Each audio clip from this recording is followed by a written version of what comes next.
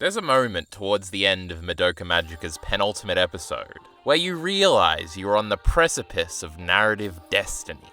The unspoken promise of the series is finally being delivered on. Madoka Kaname is going to become a magical girl.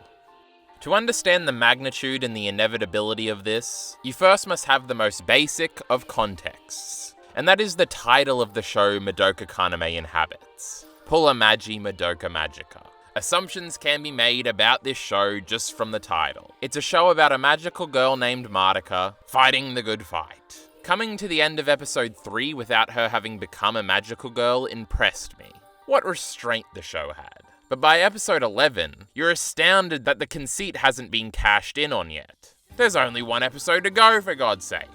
Madoka at the end of episode 11 is helplessly bundled up with her family in a disaster shelter as the final battle of the show between Homura and the ultimate big bad witch, whose name I will not be trying to pronounce here, rages on outside. This is a battle Homura always loses, and Madoka is the only one left that can help her. But she has pleaded with Madoka all series not to make a deal with Kyubey and become a magical girl. And so far, Madoka has listened. But still, this is a battle Homura always loses. When Madoka stands and turns to walk away from her mother, father, and little brother, citing needing to go to the bathroom, you can't help but have a little moment of realization to yourself. Oh shit, is it finally happening? Madoka walks towards the exit and confers with Kyubey for a second. Kyubey clarifies how dire the situation outside is, and how doomed this cycle Homura is stuck in trying to protect Madoka is, and how tragically it is simultaneously the only thing keeping her from becoming a witch. A happy ending, a good outcome for Homura, seems impossible under the present circumstances. Madoka weeps for a moment as she's liable to do, but then turns to take action, realizing what she must do. But before she can run off, her mother, Junko, grabs her and pulls her back. Junko has been portrayed very idealized throughout the show. Madoka thinks her mother is very beautiful and stylish. She has a bustling career and a family, with a house husband to boot. She's in a sense gotten it all in womanhood. Though she has been struggling to understand Madoka since the plot of the show kicked off, as Madoka has become increasingly distant, and now has problems she needs to deal with independently. Basically, Madoka is growing up, and Junko's struggles with that are at the forefront of the subtext of this scene. This is their only real argument in the show, as Junko wants Madoka to stay in the shelter and Madoka wants to go and save her friend. There's even apexes in Junko slapping Madoka. These two characters are coming into this scene with massive knowledge differences about the situation going on outside. But this is completely irrelevant in the scene, because again, the subtext is at the forefront here. To Junko, there's just a big storm going on outside, but Madoka knows there's a battle between her friend and a witch going on outside. And this is because the magical girl aspect of Madoka Magica is a complete secret to all but the few magical girls involved. The scene proceeds despite this difference, because this scene is actually about Junko letting Madoka become her own person. After clarifying with Madoka that she isn't being tricked and that she understands the decision she's making and isn't just running headlong into danger and certain death, Junko is satisfied. Madoka reassures her rather quickly that she knows what she's doing. Junko realizes in this moment that it's time to let her daughter leave the nest, and gives her a nudge that will develop into the sprint that would lead Madoka to her narrative destiny. Madoka has decided to grow up, and Junko has decided to let her go. Both are somberly resolute in their decisions, and that somberness protrudes the whole scene. Subtextually, this is goodbye to the little girl she's raised, who is now becoming her own woman. But literally, this is also goodbye, as these two would never see each other again. And though you don't know that outright while watching the scene the first time, you do feel it in Madoka's sureness and in the gravitas of Junko's faint smile. The mother has done everything she could to prepare her daughter for this moment. We then cut to Homura fighting and being wholly overwhelmed by the power of the witch, resulting in her leg seemingly being broken under some rubble. She realizes because of this, she'll probably have to reset the timeline again, and this time this seems to be the last straw. She can't take anymore, and she's contemplating giving up. No matter how many times she tries, this always ends in tragedy. As the darkness seeps into her, threatening to turn her soul gem into a grief seed, and in turn her into a witch, she appears. Throughout the show, Madoka hasn't exactly been portrayed too well in Crisis. She's a bit of a crier, as we've gone over, and a bit of a scaredy cat. But here she is calm and confident, and ready to take charge and make change. For the first time in her own show, Madoka appears to save the day at the very last moment, when the dramatic music has crept up, and where all hope seems lost. Like the hero her protagonist role prescribes. In any other show, this would be an episodely occurrence. But this show has saved its hand, and after 11 episodes, this would-be generic moment of base heroism from the main character feels like a monstrous payoff. You've done enough, Madoka declares to Homura as she stands to confront the witch, and Magia kicks in suddenly. The second great twist of Madoka's ending themes, by way of recontextualization, hits you. More on that in a second. The epic music swells, and Madoka steps forward. Kyubey steps to meet her, and oh my god, she's really going to do it. Madoka apologizes to Homura, and the episode transitions into the visual segment of the ending theme. And we all know what it means. Madoka is ready for her destiny. Madoka Magica's ED for the first 2 episodes was a happy-go-lucky song, but it changes after episode 3, when Mami, the first of the magical girls to die rather horrifically, gets killed. Then Magia by Calafina becomes the ED from then on out. Well, except for episode 10, which used the OP as the ED, it was a whole thing, but whatever. Magia was like super ominous, and it represented the solidification of the dark tone of the series after Mummy's death, because it's dark and stuff. But it's only with the conclusion of this episode that you recontextualize, and finally understand the meaning of the visuals. The light in the distance represents Madoka's narrative destiny. It's even pink for her, and it's a slow burn of walking past her friends, but she marches forward, only to break into a run as the music picks up, and then into an awkwardly fitting Madoka sprint that's encapsulated by the struggle the character is going through in the diegetic moment in which the ED takes place in, right after what we just saw, right now. This was her running to save Homura, running towards it, clumsily, awkwardly, but hard and steadfast. Right now, this is what she's feeling as she stands in front of the witch with Kyubey at her side, ready to make the deal. You feel it, man. Madoka was nudged into this walk by her mother. She's walking so confidently, despite the digital silhouettes of all her dead friends warning her of the potential outcome of walking this path, towards that pink light in the distance. Despite this, she walks on, despite what we learned in only the last episode, that this last girl is Homura pleading with her, as she's done all series, though more earnestly in her flashback form. She walks on, then she runs, then she sprints. Madoka, in the series called Madoka Magica, sprints towards her narrative destiny, a destiny we've waited 11 episodes to see. I literally stood up out of my chair, put my hands on my head Stitch style, and turned my headphones up as I had this realization in the moment. Finishing episode 11, hearing the ED, watching the visuals. And the ED was the perfect adrenaline-filled surrogate that makes Madoka's feelings in this moment your feelings, and acts as a continuation of the last scene we just saw. And it's been staring you in the face for the last however many number of episodes. It's awesome. What a moment. Easily my favorite moment in the series. It's one of the hypest moments in the moment I've ever had with a piece of media. Something interestingly inverted was used in regards to narrative destiny to great effect in the Great Diebuster. 3 episodes into Diebuster, our main character, the Great Momo... Now throughout this video, you might think you hear me saying Momo instead of Nono to refer to the great main character of Diebuster. Just know that you're wrong and your ears are playing with you. I only say correct things. 3 episodes into Diebuster, our main character, the Great Momo, still doesn't have her own buster machine. Can you believe it? Which is the signature mech of the Gunbuster/Diebuster series that the main characters use to fight the evil space kaiju. She's been yearning for such a machine since the moment we met her in the beginning of episode 1. What gives? Now I know what you're thinking. 3 episodes? That's nothing compared to Madoka's 11 episodes of Hold Off. but Domi. The Great Diebuster only has 6 episodes. We're halfway through the show here. It's a pretty big deal. And wouldn't you know, it's this very episode 3 where a brand new Buster Machine has been approved for battle and shipped over to our characters. And just look at it. And then look at Momo. Gee, I wonder who this Buster Machine is for. Enter Taiko. Episode 3 is Taiko's proper introductory episode.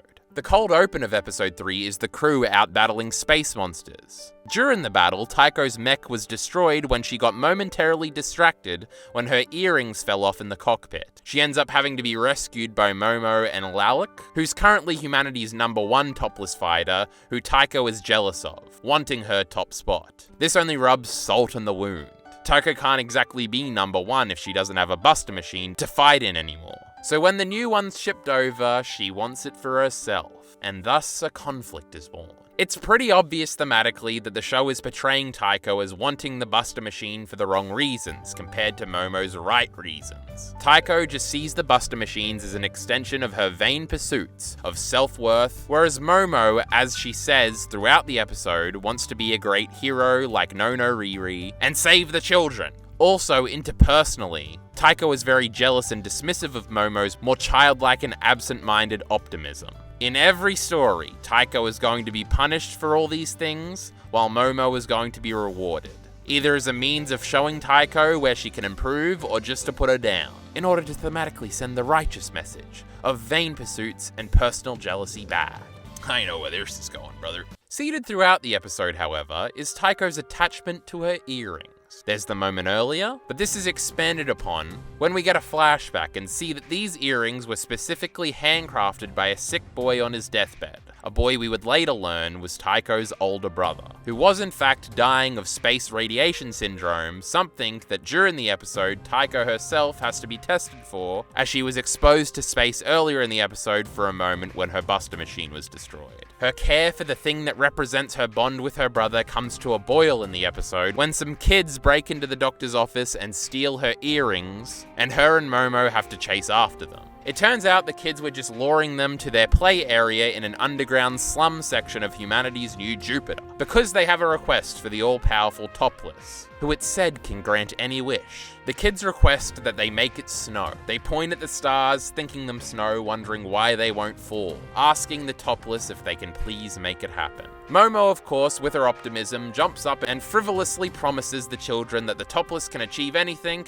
and that it is their duty to grant the children's wishes and make it snow on Jupiter. Taiko then hits her and tells her to shut up and not make promises she can't keep, like she did to her brother. After all, it can't snow on Jupiter. It's impossible. To Taiko, the Topless mythos is an insult.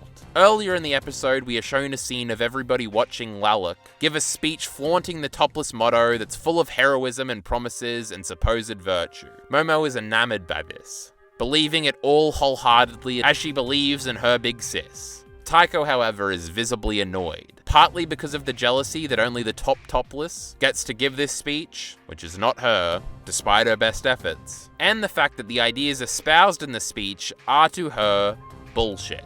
This is further made clear in a scene later in the episode where Taiko, frustrated that it looks like Momo is going to be chosen over her as the pilot of the new Buster Machine, has an outburst to Lalek about how the Topless can't grant wishes and can't just do anything. They can't heal the sick, they can't stop crime, they can't stop war, they can't let you meet somebody who's died. It's clear that Taiko is being beaten down into a cynic by her life experience relating to the Topless, as it's also implied that her brother was likely also a Topless. Eventually, during the climactic battle at the end of the episode, the Topless are being overwhelmed in a battle with the space kaiju right above Jupiter, and they need backup. Otherwise, Jupiter and all those on it might be taken out. Not good. It sounds like our heroes need some help. And just like that, Nono jumps into action, declaring her intention for the Buster Machine, despite the mechanics telling her that it still hasn't woken up. Nono, of course, ignores this and pleads with the Buster Machine directly to please wake up. Taiko then interrupts with a plea of her own, but Nono disregards her, admonishing her for her trivial motivations for wanting the Buster Machine for herself, claiming that because of this, she could never wake it up.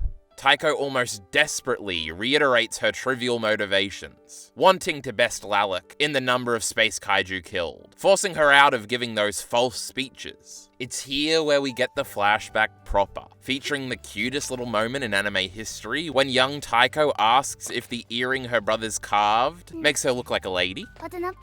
To this, he supposedly giggles and says that it didn't suit her, as he looks off outside of his window.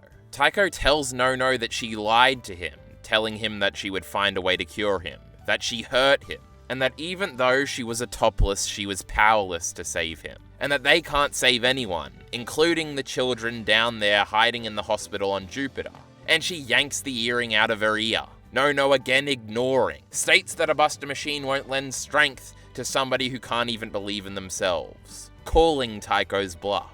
Nono claims that Taiko does want to save the children, implying that she's lying to herself through self-pity. In this moment, the Buster Machine opens its eyes over Nono's shoulder and comes to life. Taiko, in frustration of Nono's greatness and the evidence of her thematic victory, throws her earrings down the shaft, where they fall down the length of the entire Super Robo. She cries, saying that she just didn't want him to hate her. And we cut back to the battle outside, where the space kaiju have broken Lalek's final line of defense, and things look their most dire. Alas, here she comes to save the day. New Buster Machine in tow. It successfully freezes the space kaiju in their place, saving the day in all its brand new glory. Then we cut back to Taiko retrieving her earrings, having learnt her lesson. That's sweet. Except, that's not Taiko's hand. Huh? That's the great Nono floating back at the station. Taiko's in the Buster Machine? This was Nono's narrative destiny. What the hell? Taiko then uses an exotic maneuver, Buster Smash, wherein she tennis rackets a freezing beam theorized to reach negative 1,020,000,000 degrees. Something that's apparently physically impossible or something. Into the space kaiju, killing millions of them. And in the process, since this was like an impossible feat of physics or something, it also sent her into like a different dimension or something, where there's like floating stars around her that auspiciously look like snow. She then finds herself crossing into the past, and looking through that very same window her brother died looking out of. As she watches the scene from the flashback before, she notices that when her brother looked outside the window and smiled, saying that the earrings didn't suit baby Taiko, that he was actually looking at her in the future in this moment. A moment in which she did look like a lady, a hero, suited to his earrings. He wasn't let down by her when he died, he didn't hate her. He had seen what she would become. Turns out the topless can let you meet people that are dead. It turns out the topless can save the children. It turns out the topless can make it snow on Jupiter. Taiko sheds tears that blend into the backdrop of the starry snow, and we see Nono emerge from beneath said snow on Jupiter and make the snowman Taiko had promised she and her brother would make after he got better, decorating it with her precious earrings she had retrieved. And the snowman smiles sweetly as the children bask in the snow they had always wished for. Episode 3 of Diebuster is one of my singular favorite episodes of anime of all time. And sure, most of that has to do with the emotional payoff of Taiko's journey throughout the episode, but that is, in part, powered by the truly tremendous subversion of her getting the mech, and the reveal of Nono being the one retrieving the earrings, which only works playing off of Nono's inherent narrative destiny. Nono is the main character of Diebuster. She will save the day in the end. Her getting a Buster Machine is inevitable, and you are piece by piece led to believe in this episode, by all of the factors, that this is finally the episode where she will take on her narrative destiny, only to have the opposite be true, and for her to sit out another episode on the sidelines as a thematic rubric rather than the hero. Nono would have her moment of narrative destiny at the end of the next episode, where in fact it is revealed that she didn't need a Buster Machine, because she was already a Buster Machine baby. Buster Machine 7, in fact. And it's almost an equally as good moment. Diebuster's literally the best anime of all time, kid. Get with it. But in this moment, in episode 3, Diebuster used the perceived narrative destiny of Nono, our main character, to the exact opposite end to how Madoka used narrative destiny at the end of episode 11 of its show. And isn't that just interesting? The overall point of this video is not to point at one of them and demean the other. Diebuster isn't good because it's subversive, and Madoka isn't bad because it's more straightforward with how it handles payoffs regarding narrative destiny. I literally just thought it was cute that the two shows I watched basically back to back used the narrative destiny of their main characters, becoming their main characters, for two different, very inverted purposes, both to great effect, creating my favorite moments in both series. If anything, the point of this video is, once again, that there are no rules in art. There are no odds. Using narrative destiny as an element of straightforward long-term payoff, or as a short-term subversion, can both be fantabulous. At least in this humble wartime correspondent's opinion. Give me Patreon money, I might die out here for God's sake.